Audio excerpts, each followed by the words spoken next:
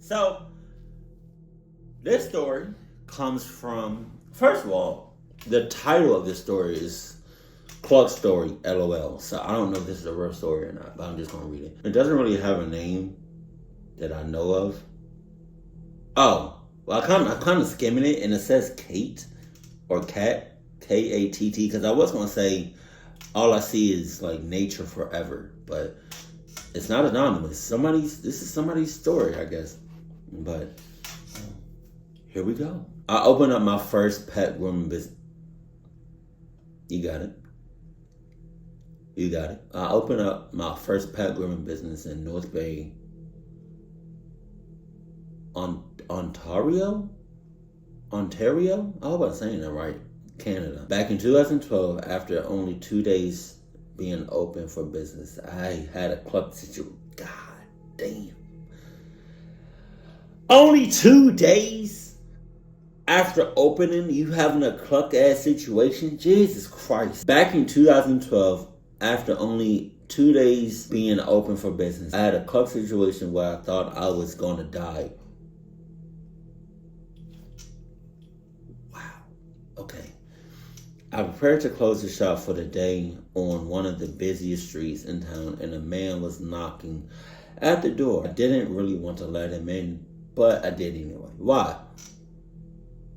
Why you want to let him in? He looked like this. Like what? Why you want to let him in? Let's keep it going. I didn't really. Okay.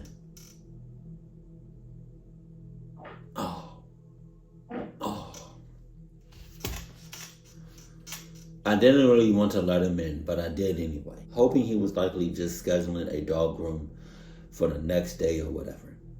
Anyways, I proceeded to invite him in and got caught off guard as he said he had flowers for Annie. I was a sole proprietory. Alright, now, I'm reading these stories that's like in real time, so it was like, hold on. I'm assuming you're saying, I know what that's supposed to say and how it's supposed to sound. I just can't say it. But it's like you're the owner of the store. Like you're the only one at the store. Like this is your store. Got it. I don't really think you have employees. Okay, got it. And my name was not Annie. Just as I went behind my desk to my cash to begin closing. So he coming, oh my God, he's one of those that come in right before you close. Oh my God, yeah, I wouldn't have let him in. That you clucked up right there. But okay, Jesus Christ. Just as I went behind my desk to my cash to begin closing while listening if he had anything else to say, he then pulled out a knife and barged his way back to where my cash was and demanded I emptied. All right, you got it. But hey, Cat, whatever your name is.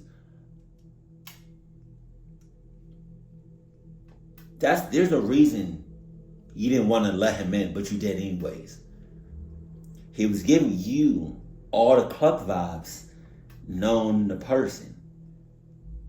He was letting you know that he's a cluck ass with some cluck ass intentions, but you just ignored all signs, went over your head, and let him in. That's where you clucked up at. If I was you, and he coming in right before you close, that's us. But let's go. Let's keep it going. I at first asked why you asking? Why you asking? Just let him do his thing. Jesus Christ. I at first asked why he was doing this, and he just got closer holding a very sharp pocket knife right toward my stomach. Oh, God damn it. I didn't hesitate to take out the cash. He never left after I gave him every bit I had. Oh, and proceeded to talk to me, telling me to remove my clothes. See, alright. It's already bad enough that you robbing me. But now it's like, come on, now you gotta go with the sus ass shit. Jesus Christ. God damn it. My partner or boyfriend then came into the shop as he was off of work to help me close and noticed I was naked. Oh man, God damn it. Afterwards, the man walked up to my partner and began to threaten him. My partner and I were separated into two spots of the shop. As he went back and forth threatening us and even often started putting a knife to my neck. I was hysterical as I was now more worried about my boyfriend than of myself. Once the man walked towards where my boyfriend was, it's like he can't. One of y'all need to do something because it's only one of him. He doesn't have a gun. He can't just like bow bow, you know. Now, granted, he could probably like just throw the knife at one of y'all and just injure one of y'all, but it's like he doesn't seem that smart. So it's like he goes back and forth. So at some point, one of y'all just need to haul ass or just get him. It's two of y'all and one of him. But let's keep it going. Once the man walked towards where my boyfriend was, I took the opportunity to run out of the shop despite being naked and wave my hands in the air, falling on the ground, begging for help. A gas station right beside me had people there, and a man ran to me with a jacket and called the police. I ran back into the shop before the police arrived as I noticed a man flee. Once I ran out for help, and once I went inside, I noticed a bunch of blood. God damn. And once I went inside, I noticed a bunch of blood where my boyfriend was, but he was gone. Later on, I found out my boyfriend ran to my parents' house to get help as he wasn't thinking straight, out of shock, and ended up being okay. I am so grateful he got out. I am so grateful he got out of that Cluck situation. It is so funny reading these stories and people saying Cluck. I'm so grateful that he got out of that Cluck situation alive. And now I want to listen to what lead farmer 73 always says. Bring something with you that can snap, crackle, and pop. Okay.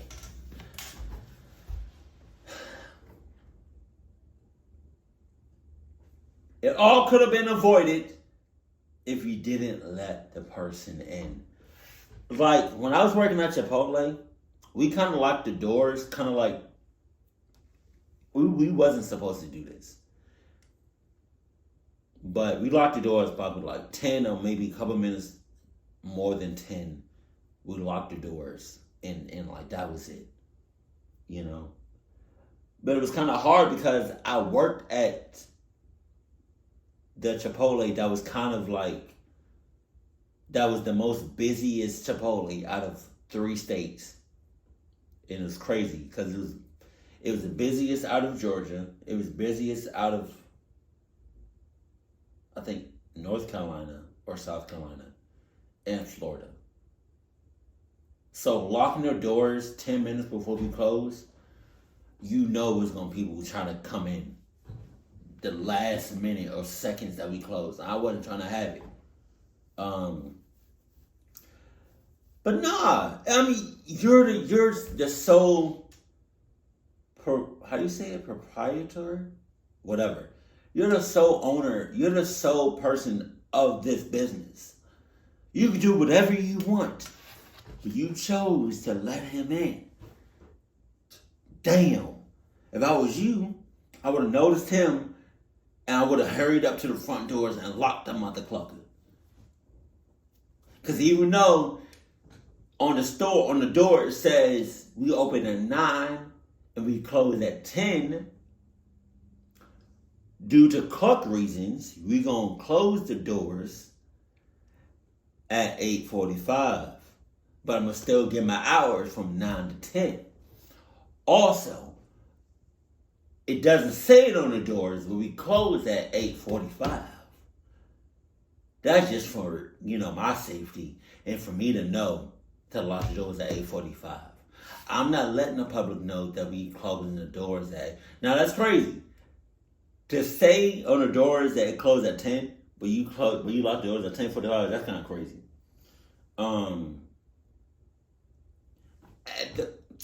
At the point where the clucking was going back and forth between you and your boyfriend, and was trying to like control the both of y'all, but really couldn't. He was trying to control y'all at the same time, but couldn't. Granted, you did, get run out. You did rank, like you did. Granted, you did run out and you got help, but like, I would have just did that a long time ago. But also, it could have been avoided if you just didn't let that person in.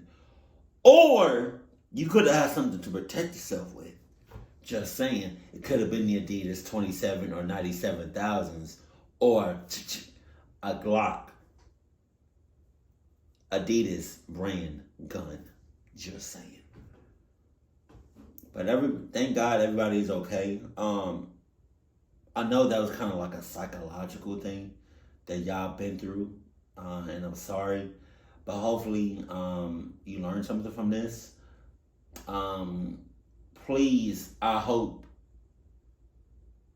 one of the things you got from this Cluck ass situation is not to let people in minutes before you close.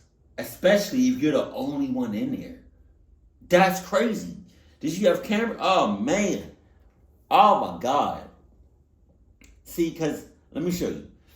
I would have not let that person in, right? The doors would have already been locked, right?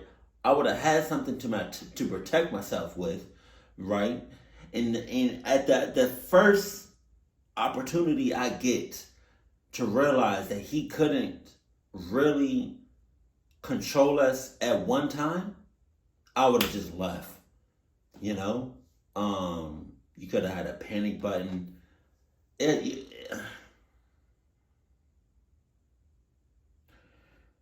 There are several things you could have done, but I hope you learned from this Cluck ass situation, and I hope this doesn't happen to you again. If it does, I'm sorry, but go ahead and email me again.